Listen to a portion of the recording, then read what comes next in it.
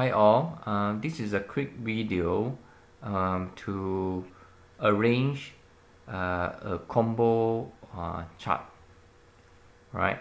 So for example here I have a pie chart, but underlying the pie chart there's a there's a few series, few combo chart, right? Pie donut, right?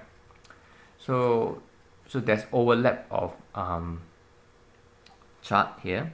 So what you do, what you want to do to to make it overlap like what you want.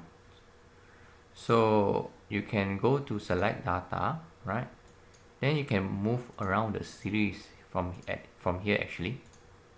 See, if you move the series, right, it will ascertain which chart comes first. Right, I hope this video helps you. If it helps you, please give this video a like and subscribe to my channel for more videos. Thank you. Bye bye.